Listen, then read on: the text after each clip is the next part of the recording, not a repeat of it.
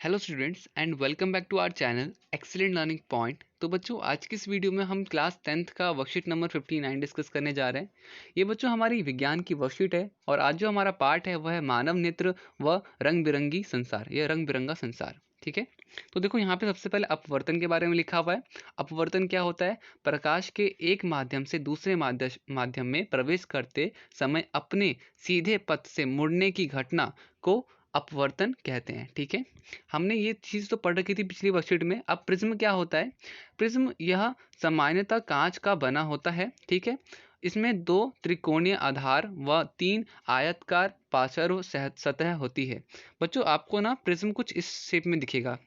ये पूरा का पूरा प्रिज्म ना आपका कांच का होता है। ठीक है, तो यहाँ पे देखो प्रिज्म कोण। प्रिज्म कोण क्या होता है? दो निकटवर्ती पार्श्व सतहों के बीच का कोण। ठीक है, ये जो आपको दिख रहा है ना, इसको कहते हैं प्रिज्म का कोण।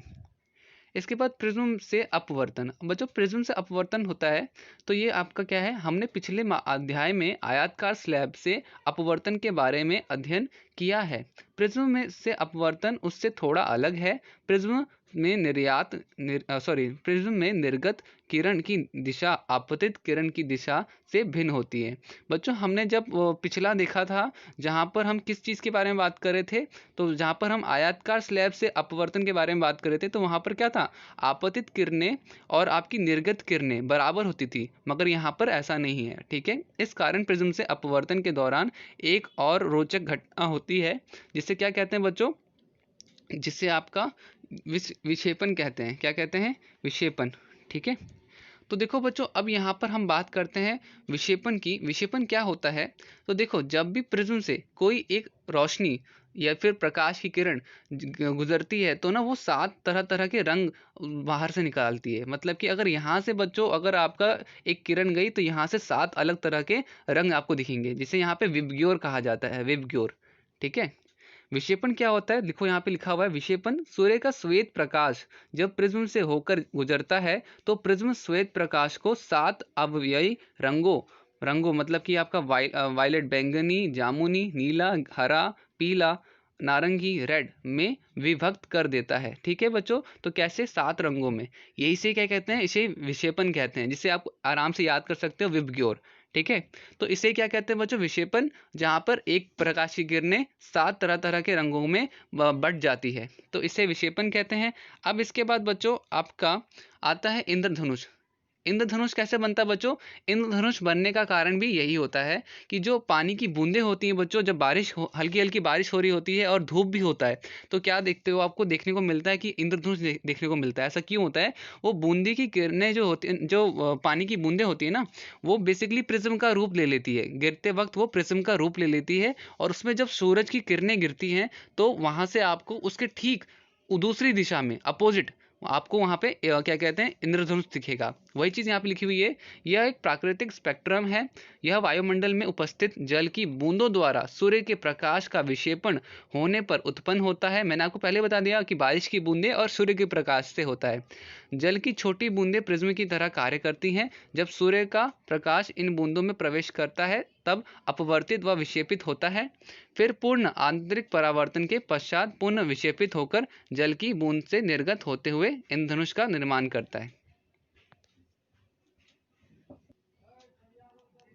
तो देखो यहाँ पर बच्चों इंद्रधनुष हो गया। अब हमारे पास 4 प्रश्न हैं। मैंने आपको ये भी बता दिया कि इंद्रधनुष कैसे बनता है। अब यहाँ पे हमारे पास 4 प्रश्न हैं। तो सबसे पहला है, प्रकाश का आयताकार स्लैब से विक्षेपण प्रिज्म से विक्षेपण से किस प्रकार भिन्न है? बच्चों, अभी किस प्रकार भिन्न है तो मैंने बताया था आपको। इसका उत्तर आप कुछ इस तरह से लिख लीजिएगा। तो यहाँ पर देखो, ग्लास प्रिज्म से प्रकाश का अपवर्तन एक ग्लास स्लैब से अलग इसलिए होता है क्योंकि ग्लास प्रिज्म में आपतित किरण और निर्गत किरण समांतर नहीं होता। ठीक है, जबकि इसमें विचलन कोण बनता है। ठीक है, तो ये आपका पहला उत्तर हो जाएगा। ठीक है बच्चों, वापस से मैं थोड़ा छोटा कर देता हूँ तो क्या आप सही से देख पाओ।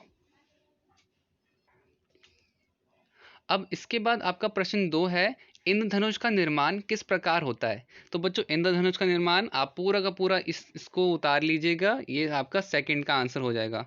ये आपका सेकंड का आंसर हो जाएगा। ठीक है, सेकंड का आंसर।